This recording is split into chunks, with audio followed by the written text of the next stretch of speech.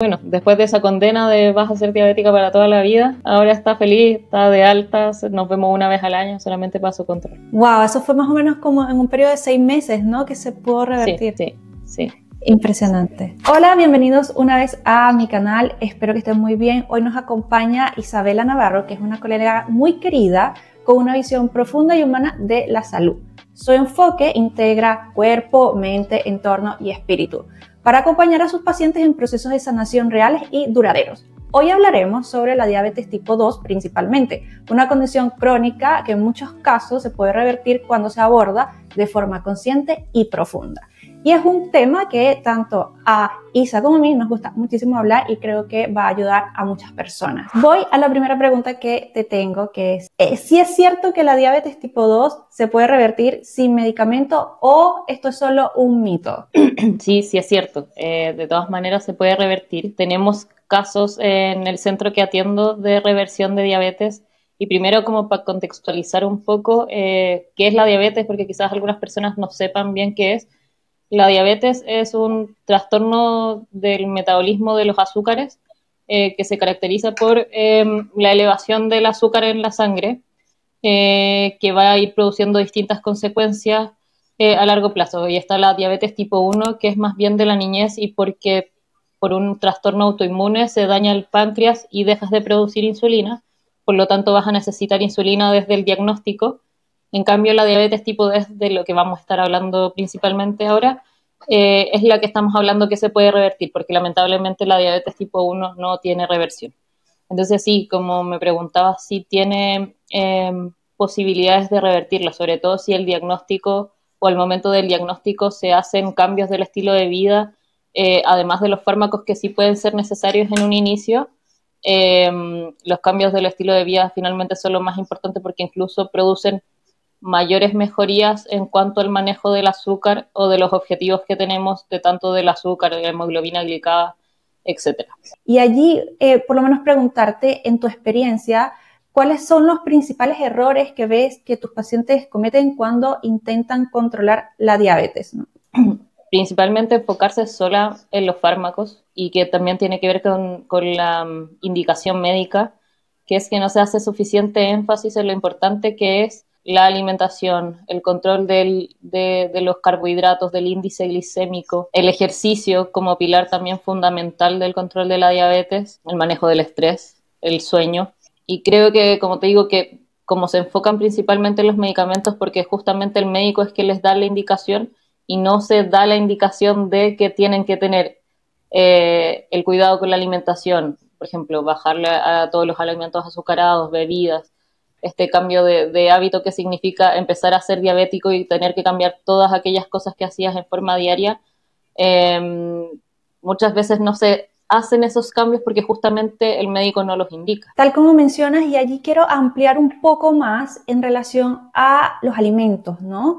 Porque si bien se hace énfasis en el azúcar y en todos los alimentos que contienen azúcares, ¿qué otros alimentos son peores que aquellos que es el azúcar como tal para una persona diabética? Porque creo que por ahí también hay muchos errores cuando se intentan hacer grandes cambios en donde solo creen que por consumir alimentos llenos de azúcar ya y eliminarlos, ya con eso hacen un montón. Y creo que es un error, pero quería saber un poco más tu opinión, ¿no? O sea, de todas maneras los alimentos altos en azúcar sí hay que tratar de minimizarlos, eliminarlos completamente de la dieta.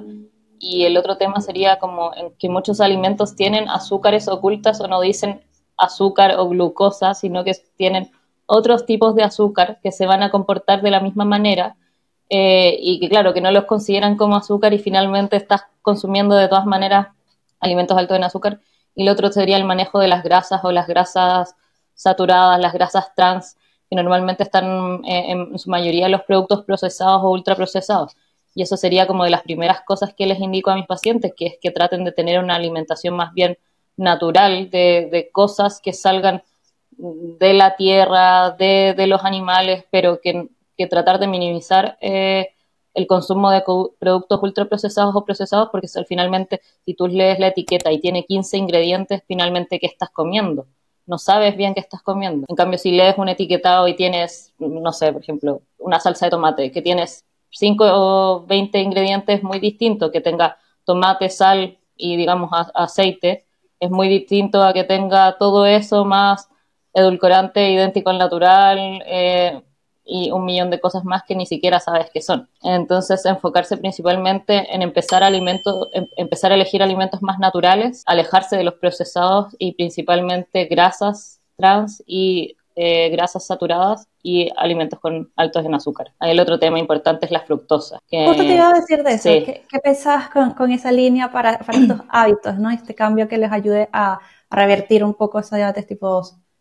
Sí, el tema con la fructosa es que, claro, como no lo consideran azúcar los pacientes y leen fructosa, finalmente es un tipo de azúcar que en general viene de la fruta, pero cuando se empezaron a hacer estos jarabes altos en fructosa, que son principalmente del maíz, se empezaron a adicionar a las bebidas o a otros productos azucarados, y si bien no se procesa igual que el azúcar, y cuando entra a tu sistema no eleva inmediatamente el azúcar en sangre, sí va a producir otras consecuencias metabólicas porque finalmente mi hígado lo va a tener que convertir en azúcar, y además contribuye mucho a lo que es el hígado graso y la estatosis hepática no alcohólica, como le decimos nosotros, pero más conocido como hígado graso, que finalmente en la diabetes una de las consecuencias metabólicas que puede haber a largo plazo es justamente esto, que incluso te podría llevar a una cirrosis hepática si no es cuidada.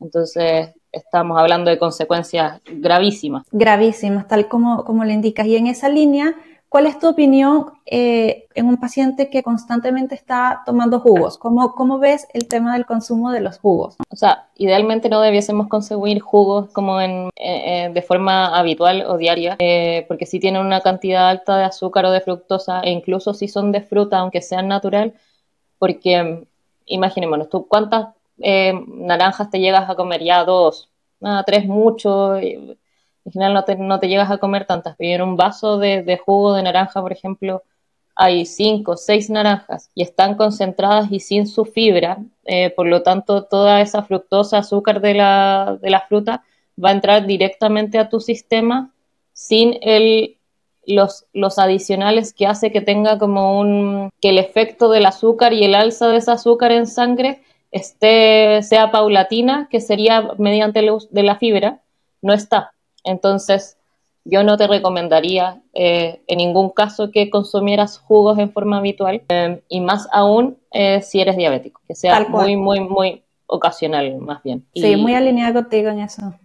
Y también si son sintéticos, con mayor razón. Claro, que van al supermercado y muchas veces es un edulcorante y no hay nada de fruta allí. Y esa sensación que da de que realmente te tomas 5 vasos de jugo y nunca sientes una saciedad, ¿no? Entonces, por esto de que le quitas la fibra y le quitas un montón de cosas más beneficiosas al momento de hacer el jugo en la fruta, ¿no? Y también sin considerar como todos aquellos cambios que yo creo que están muy instaurados en nuestra sociedad, en el paladar, de tener como muy al dedillo esta sensación de dulzor, y que yo creo que también es parte de lo que hay que reeducar con respecto al consumo de productos ultraprocesados, que finalmente estamos acostumbrados a sabores muy exaltados, aumentados, que claro, cuando te comes un dulce y lo comparas con una manzana, claro que una manzana se siente insípida, y yo creo que eso también es un tema súper grande en los pacientes diabéticos que están acostumbrados a un consumo alto de azúcares en la dieta. Es increíble, ¿no? La cantidad de azúcar que tiene la mayoría de los alimentos que hoy en día hay en el mercado, que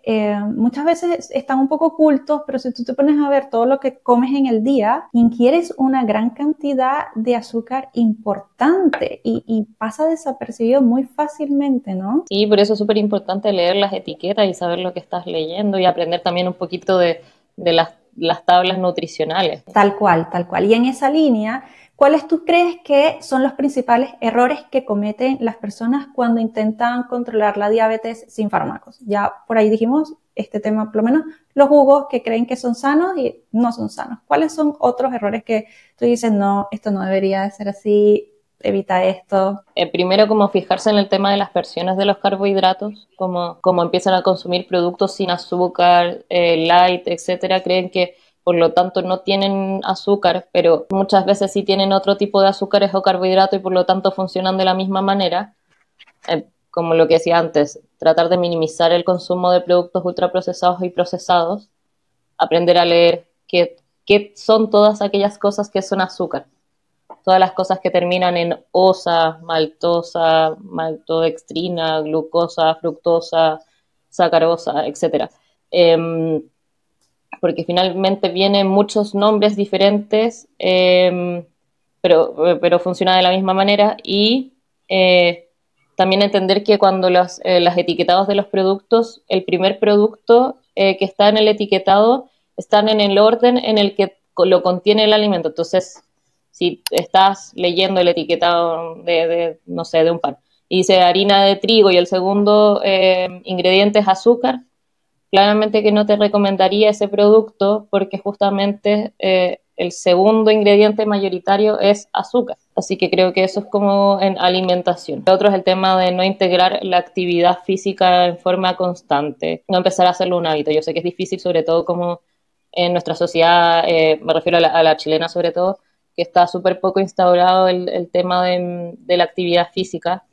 Entonces pueden haber muchas barreras o dificultades en empezar la actividad física, pero sí, es una demanda biológica. Yo siempre les digo a mis pacientes, es una necesidad biológica el hacer actividad física, y con mayor razón si quieres revertir o dejar de ser diabético. Yo le agregaría también, encuentro que es en relación a el manejo emocional, ¿no? Muchas veces este mal manejo emocional del estrés, de la ansiedad, cuando tú no estás regulado emocionalmente, te va a llevar a esta impulsibilidad de comer todo lo que encuentres y no a controlar todas esas ganas de comer el chocolate o el pancito o empezar a picar. Creo que también encuentro que en tratar de revertir la diabetes tipo 2 en los pacientes y que ignoran el manejo emocional es un error. Desde mi perspectiva, no sé cómo lo ves tú. De todas maneras, estoy muy de acuerdo porque el hambre emocional sí o sí es un tema súper importante en estos pacientes. Yo creo que en todos, en verdad, pero en particular en ese grupo de pacientes. Y claro, si no hay un manejo previo de esa parte emocional, y sobre todo considerando que tenemos muy asociados los premios como gratificación en nuestra historia cuando éramos pequeños, que un chocolate porque te portaste bien, o cierto tipo de comida de confort, o cuando pasa algo malo también la comida. Entonces, eso también está muy asociado en lo emocional para poder contenernos o hacernos como un cariñito. Sí, completamente. Y hay una pregunta, volviendo un punto atrás en relación al ejercicio. Cuando tú le dices a los pacientes, hay que hacer ejercicio, un poco cuáles son esos ejercicios que los pueden ayudar o cómo ayudarlos a empezar a motivarse a tomar la rutina de empezar a hacer ejercicio. ¿Qué has visto que ha sido lo mejor que les ha funcionado a la mayoría? Desde mi perspectiva, lo más importante sería que ojalá que empiecen a hacer algo que les gusta, como eso sería mi primera indicación, y preguntarles si ya han hecho alguna actividad física previamente en su vida y si esa actividad física les gustaba, como tratar de incentivarlos primero a si ya les gustaba algo, ojalá que vuelvan a hacerlo, y si no, que empiecen a probar distintos tipos de actividad física hasta encontrar alguno que te acomode más, porque si ya no te gusta hacer actividad física, y tener que ir a hacer algo que no te gusta en forma constante, creo que no tiene mucho sentido. Entonces, primero sería como intentar adherir a algo que sí te guste y que te motive finalmente. Y lo otro es que ojalá empezar a integrarlo a un hábito que tú ya tengas previamente. No sé, por ejemplo, si a veces empezamos con caminatas con mis pacientes, preguntarle cómo es su rutina diaria para ver en qué momento de su día, por ejemplo, pueden empezar a hacer estas caminatas. Ejemplo, van todos los días al trabajo y toman la micro en el paradero que está al frente. Podrían ser que en vez de tomar la micro en el paradero del frente, tengas que caminar al paradero siguiente, por ejemplo. Y ahí agregamos, no sé, 15 minutos de caminata todos los días que no estaba haciendo previamente. Y si tengo una recomendación como para pacientes diabéticos, sí sería que ojalá que hagan ejercicio de fuerza. Además del ejercicio cardiovascular, que yo creo que está súper como extendido, que hay que hacer cardio, pero se nos olvida mucho de lo importante que es mantener la musculatura, una por la parte metabólica, sí o sí, porque nos va a ayudar muchísimo a controlar el azúcar alta, y por otra parte, pensando también en que nos estamos haciendo viejos y que sí o sí tener buena musculatura nos va a ahorrar hartos problemas. Sí, que a medida que envejecemos esa masa muscular va disminuyendo y cada vez es más difícil mantener los valores de glicemia, ¿no? Y allí cuando tú hablas del deporte y empiezas a explicarle todas estas cosas, me imagino que siempre preguntan mucho es ¿cuánto tiempo esto de pesas? ¿Cuánto tiempo aquello? ¿Qué es lo recomendable? ¿Qué no? Yo ahí trato de partir ojalá con lo mínimo que puedan hacer, como finalmente como la mayoría de mis pacientes no hacía ningún tipo de actividad física, empezar con lo que puedas. Obviamente el objetivo ideal es que hagan 300 minutos a la semana de actividad física leve a moderada o 150 minutos de actividad física intensa. Que si lo vemos en sesiones, por ejemplo, los 300 minutos serían como 4 sesiones de 60 minutos más o menos, o las de 150, 3 sesiones de 60 minutos. Pero si podemos empezar con 10, 15 minutos y que ese tiempo vaya aumentando, en general es lo que vamos haciendo con mis pacientes. Que yo les digo ya, como con cuánto tú te puedes comprometer. Porque yo no saco nada con decirle a mi paciente como, sí, lo ideal es que haga 150, 300 minutos, si yo sé que no lo va a hacer. Entonces, primero ir por metas logrables. Entonces yo les pregunto, como, ¿qué crees tú que puedas lograr esta semana o estas semanas antes de que nos veamos en el control? Entonces llegamos en general a un acuerdo. Como, no, doctora, sabe que yo ya camino tanto. Sí. Entonces, ¿cuánto tiempo podrás efectivamente, por ejemplo, agregar fuerza? Le digo. Y me dice, no, ya, yo me puedo comprometer 15 minutos una vez a la semana. Le digo, ya, perfecto, nos comprometemos con eso. Y ahí vemos efectivamente si se logró o no a la otra sesión. Intentamos ir subiéndolo, ojalá hasta llegar a los objetivos de actividad física. Recomiendo empezar con 5, ¿no? Si la persona puede más, perfecto. Pero con que empiecen con 5, al final no van a ser 5. Cuando tú después le comentas, no haces 5, terminas haciendo más porque te entretuviste, le pudiste más, entonces empieza como más la motivación.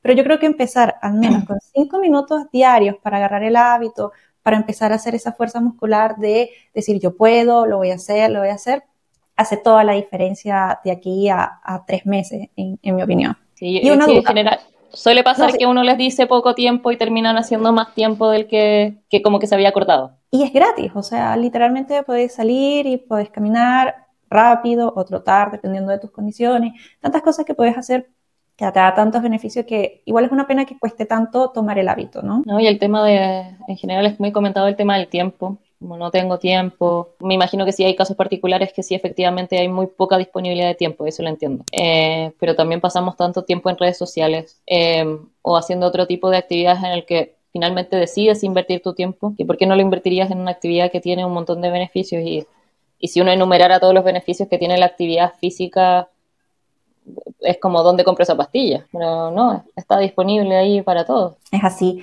Y una duda, ¿qué crees tú en relación a el ayuno intermitente? O sea, ¿realmente ayuda a revertir la diabetes tipo 2 o no? O sea, más que ayuda, yo creo que es como biológicamente, es algo a lo que sí estábamos determinados previamente, porque cuando el ser humano no tenía acceso a comida constante, sí o sí estaba obligado a hacer ayuno.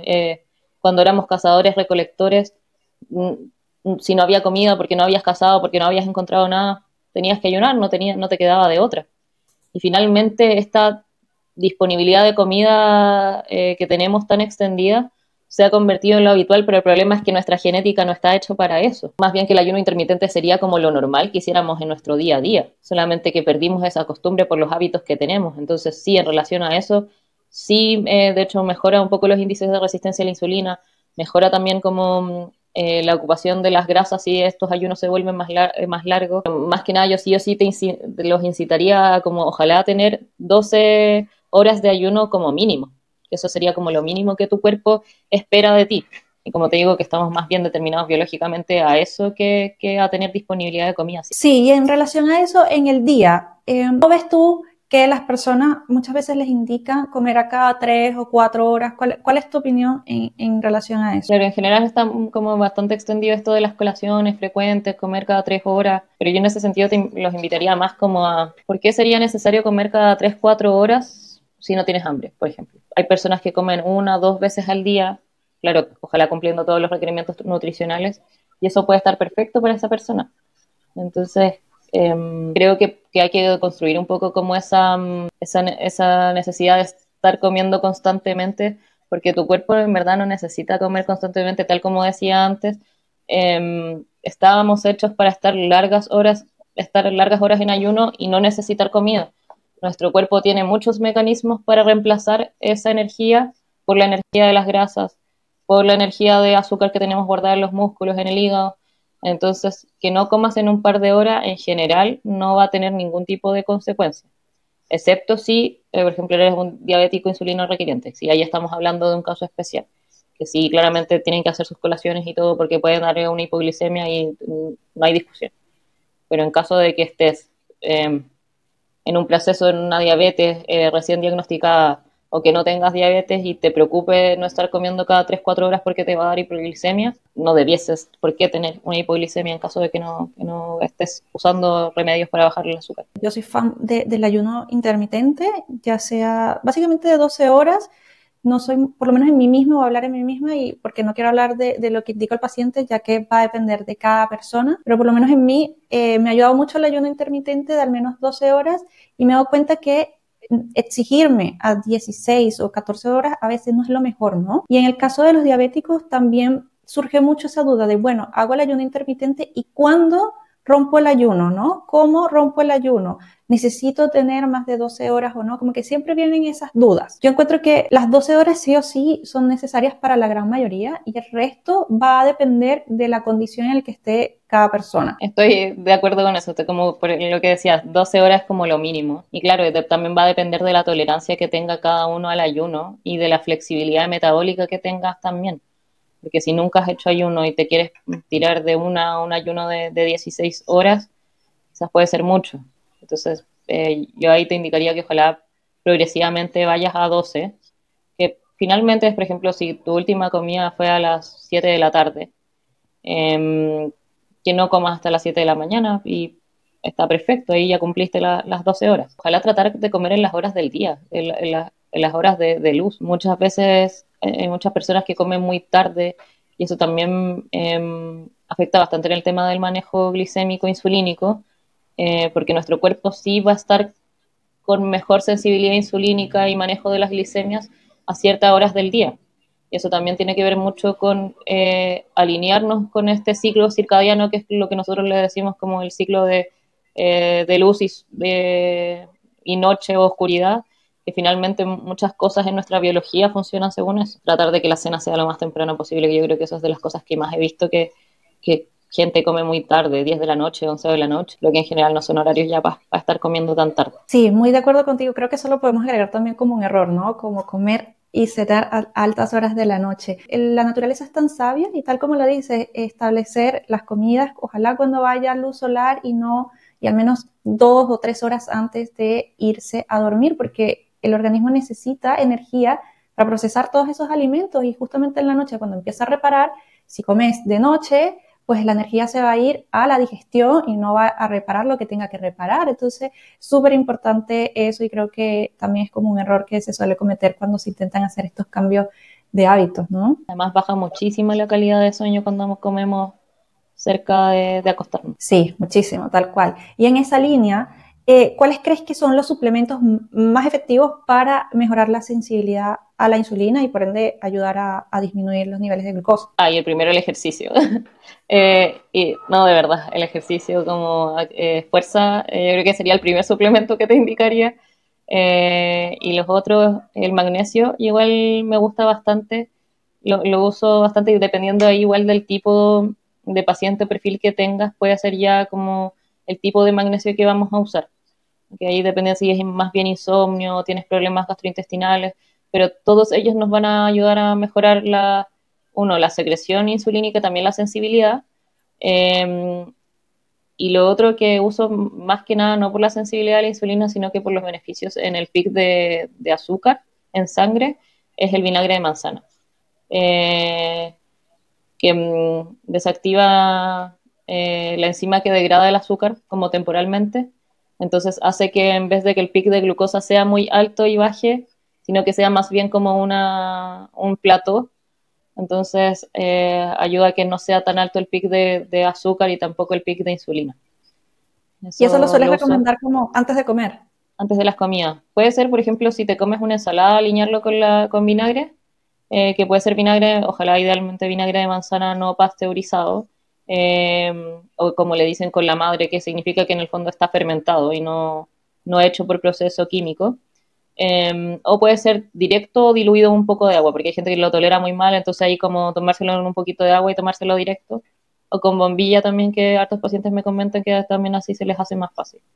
Unos 10-15 minutos antes de las comidas y ahí la comida. Buenísimo. Yo creo que le agregaría también a eso el omega 3, ¿no? Creo que también parte de la diabetes tipo 2, su raíz inicia por esta inflamación de bajo grado, ¿no? Que suele haber y cada vez es más común. De todas maneras, es que claro, en el bajo consumo que tenemos ahora de pescados o de alimentos ricos en omega 3, que principalmente son mariscos, pescados grasos y carnes de origen natural, tenemos mucha más disponibilidad de omega 6, que si bien ambos son ácidos grasos esenciales, está muy desequilibrado la cantidad de omega 6 que solemos consumir. Entonces, cuando esa fracción de omega 6, omega 3 está muy en desequilibrio hacia el omega 6, se empieza a aumentar la inflamación y aumentan ciertas sustancias en el cuerpo, como el ácido araquidónico, etcétera, que aumentan la inflamación. Y sí, de todas maneras son una contribución a la inflamación de bajo grado, como tú dices,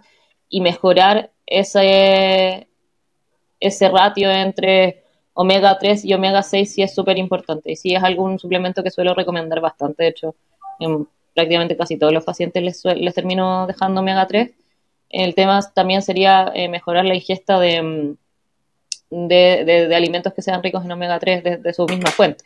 Dejarle el suplemento para siempre, no sé si vaya a ser la solución, sino que más bien en hábitos aumenten el consumo de omega. Es así, es así. Y otra consulta en relación a, que estamos hablando de suplementos, pero también muchas veces hay pacientes que llegan ya con la metformina.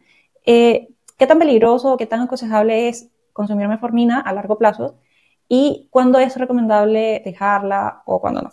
La metformina es, bueno, creo que yo, de los fármacos más usados en diabetes, de todas maneras, de uno de los que primeros empezamos a usar en diabetes, y es un súper buen fármaco. El tema es que sí disminuye la absorción de ciertas vitaminas del complejo B, en particular de la vitamina B12.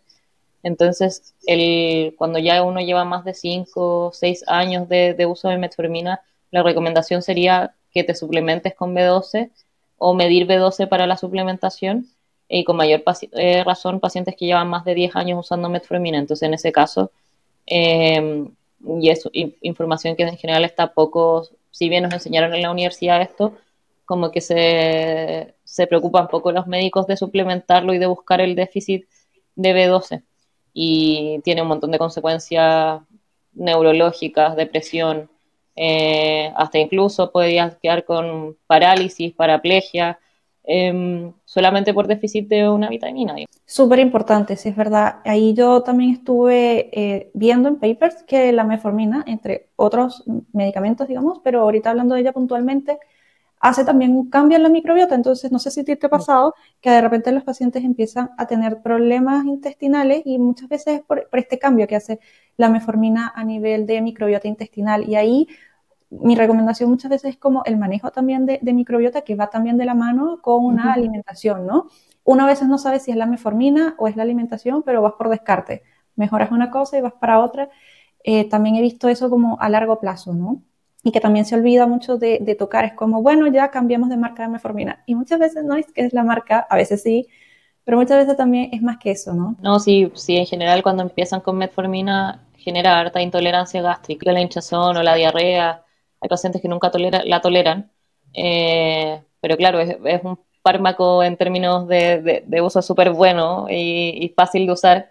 Entonces uno trata de tratar de cambiar la tolerancia o mejorar que sea hay como esto que es XR de distribución más prolongada, etcétera, para tratar de dejárselas igual, pues, pero claro, de todas maneras. Ahí el tema de la microbiota sí la cambia en forma importante. Y también ahí está como es el huevo y la gallina, porque tanto la diabetes en sí o la alimentación inflamatoria cambia la microbiota y produce cierta microbiota que también es más inflamatoria, que produce sustancias que potencian más la posibilidad de tener diabetes u otras enfermedades metabólicas. Por otra parte, claro, o es la metformina que me está cambiando la microbiota además. Eres un poco como el huevo o la gallina, entonces al final es es que yo ya tenía esta microbiota alterada y que también por este componente además tengo mi diabetes, o es que yo tenía una microbiota más o menos buena y con la metformina además se empezó a descompensar más. Sí. Es complejo, súper complejo eso. Es complejo, sí, en el humano es complejo. Este dato que te pasé es visto en ratas, ¿no? Le hicieron todo el escenario y se dieron cuenta que era con el producto de metformina, como se sabe también con los antiinflamatorios, etcétera, que también influyen en ese cambio. Pero cuando lo llevas, porque muchas veces la gente dice la evidencia, sí, pero la evidencia muchas veces te está hablando solo de ratones y hay muy poca evidencia en el ser humano, que lo hace más complejo y lo lleva a los casos que estás describiendo, que es primero, es la inflamación de bajo grado, es el aumento de glucosa, es la microbiota, es la metformina. Y también como toda la evidencia que se ha visto con respecto al, no, me imagino que conoces ese experimento de que se tenía una ratita delgada y una ratita gorda y tomaron microbiota de ambas y se la dieron a dos ratitas sanas y claro, si era una ratita gorda y le dabas la microbiota de la ratita delgada, la ratita se hacía delgada y a una ratita delgada le dabas la microbiota de la ratita gorda, se hacía una ratita gorda.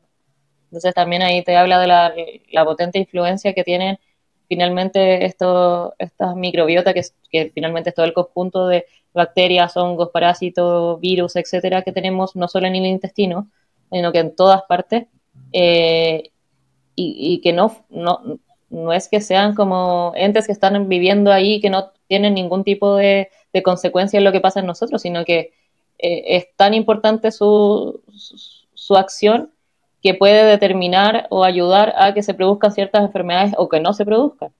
O que, como hablábamos antes, que ciertas determinantes que parecían estar dadas por otra cosa finalmente hayan sido por la microbiota. Y de hecho hace relativamente poco fue una clase donde el profe hablaba del concepto de holobionte y me gustó mucho el concepto porque hablar de que finalmente somos nosotros más todos los microbios que nos habitan, entonces no somos solo nosotros, sino que somos un gran ente, nosotros más todos nuestros microbios que están en una simbiosis constante. Es bien impactante lo mucho que hacen por nosotros y lo poco que hoy día sabemos de ellos, porque creemos saber, pero en verdad todavía nos falta un montón por saber. Isa, para ir cerrando este capítulo, te voy a decir la última duda y va a qué consejos prácticos puedes aplicar a alguien hoy para empezar a revertir su diabetes.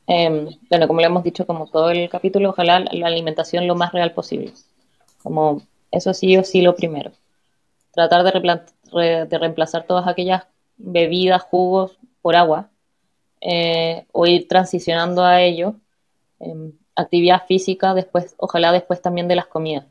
Como ahí se me olvidó mencionarlo, pero hay unos papers bien interesantes que hablan de quiebre de conducta sedentaria o actividad física después de comidas con alto contenido de azúcar, que como una caminata de 15-20 minutos hace que la glicemia se mantenga mucho más estable, o 10 sentadillas durante las próximas 5 horas después de una comida grande cada hora también ayuda a mantener mucho más estable. Entonces, actividad física después de las comidas y comer cuando tengas hambre.